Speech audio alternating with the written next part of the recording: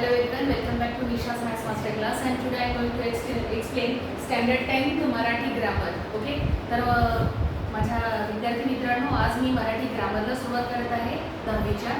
तर सगळ्यात महत्त्वाचं म्हणजे जेव्हा आपण मराठीच्या व्याकरणाला सुरुवात करतो तर त्यावेळेला सगळ्यात महत्त्वाचं म्हणजे आपण जे ग्रामर चालू करतो किंवा जे व्याकरण आपण शिकणार आहोत तर ते आपण 5वी पासून सुरू केलेलंच असतं. ओके, 5वी 6वी 7वी 8वी 9वी आणि 10वी. ओके, तर 5वी ते 9वी पर्यंतचा आपला जो मराठी व्याकरणाचा प्रवास आहे तो 10वीला कंटिन्यू तसाच राहून पुढे एक्स्ट्रा आपण अजून 10वीला मराठी व्याकरण शिकत असतो. तर पहिलाच जो धडा आहे तो आहे शब्दांच्या जाती. आता शब्दांच्या जाती आपल्याला सगळ्यांना 5वी पासून माहिती आहे म्हणून मी थोडीशी तोडओळख तुम्हाला करून देणार आहे. शब्दांच्या जाती याला आपल्याला इंग्लिशमध्ये आपण बोलतो पार्ट ऑफ स्पीच.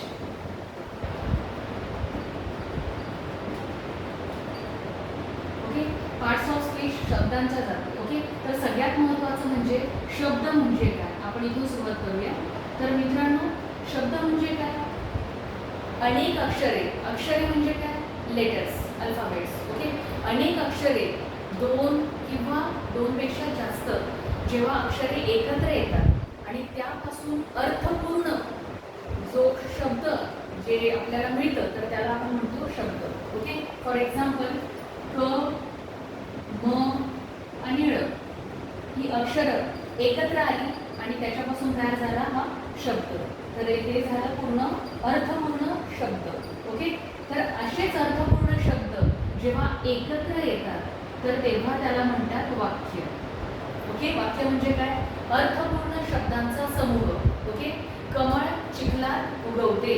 ओके, तर कमळ शब्द, चिखलात उगवते, दोनपेक्षा अधिक शब्द जेव्हा एकत्र येतात ओके आणि त्याच्यापासून अर्थपूर्ण संवाद आपल्याला समजतो तर त्यावेळेला त्याला म्हटलं जातं वाक्य. ओके, जसं आता इथे कमळ मी घेतलंय वरतून शब्द, कमळ चिखलात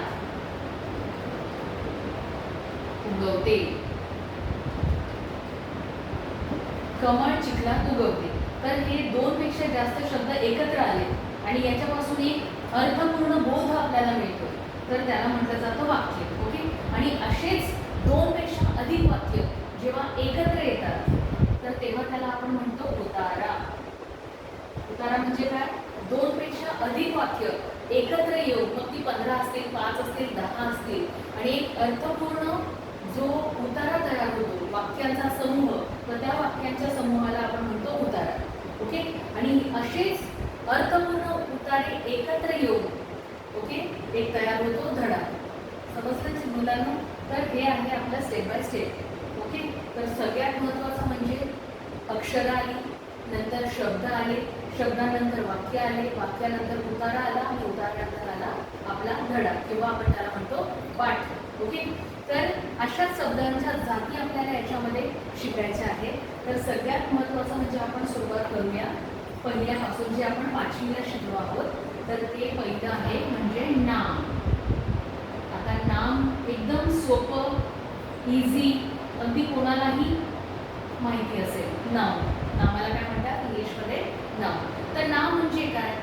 तर नाम म्हणजे एखाद्या व्यक्तीला, एखाद्या वस्तूला, प्राण्यांना दिलेलं नाव म्हणजे त्याला आपण म्हणतो नाम. ओके, तर नामाची व्याख्या काय आहे? नामाची व्याख्या ही आहे की जसं फॉर एक्झाम्पल जे उदाहरणार्थ मुलगा, मुलगी, शाळा. ओके, त्यानंतर इमारत. तर हे सगळं ज्या गोष्टी आहेत ओके थिंग्स त्यांना आपण त्या नावाने हाक मारतो. मग अशांना आपण या नावांना आपण नाव म्हणतो.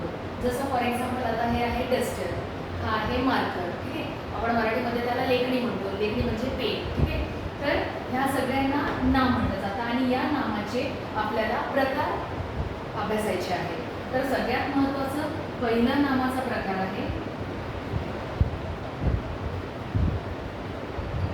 नामाचे प्रकार.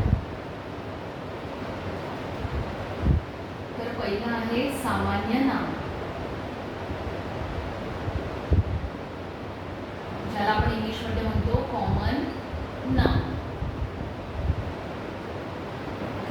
कॉमन नाऊन म्हणजे हेच, हे सगळे कॉमन नाऊन आहेत. ओके, म्हणजे फॉर एक्झाम्पल इंग्लिशमध्ये आपण म्हणतो boy, girl, school, okay, building, तर हे कॉमन नाऊन आहे. दुसरं आहे ते म्हणजे विशेष नाम.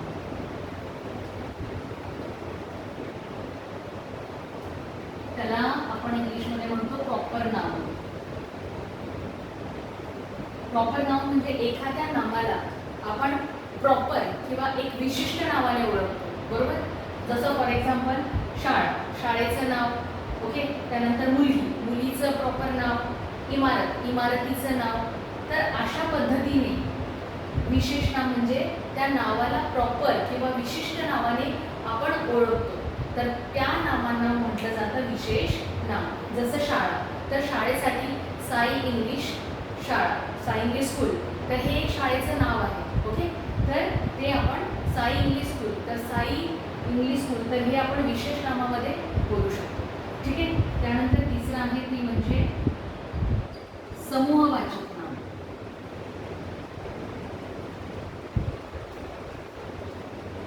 समूहवाचक नाम आणि याला इंग्लिशमध्ये आपण म्हणतो कलेक्टिव्ह नाम.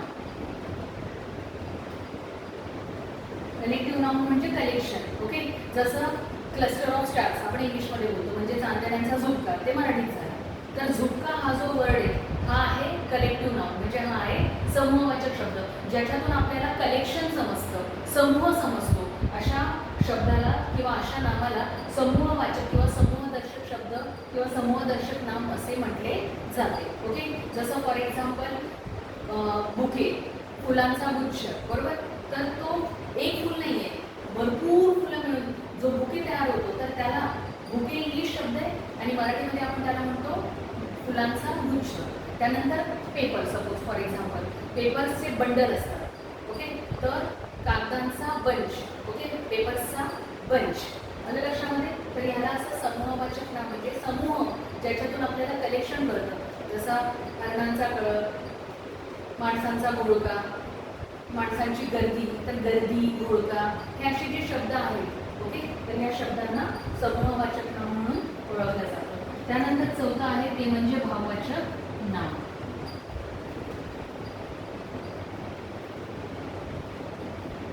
इंग्लिशमध्ये तर आपण म्हणतो ॲब्स्ट्रॅक्ट नाउन.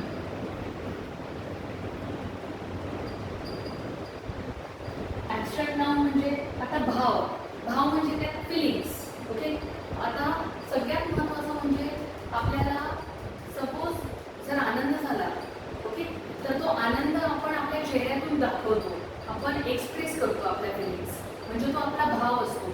तर त्या भावाचं म्हणजे जो भाव किंवा ज्या फिलिंग्स आपण एक्सप्रेस करतो त्या दिसत नाही. ओके, नॉन व्हिजिबल असतात, पण आपण त्या फील करतो. ओके, आपण त्या आत्मसात करत असतो. जर दुःख झालं तर आपल्या डोळ्यातून अश्रू येतात, मग दुःखी, मग हे जे भाव असतात तर या भावाला भाववाचक नाम म्हणजे ॲब्स्ट्रॅक्ट नाम असं मराठीमध्ये बोललं जातं.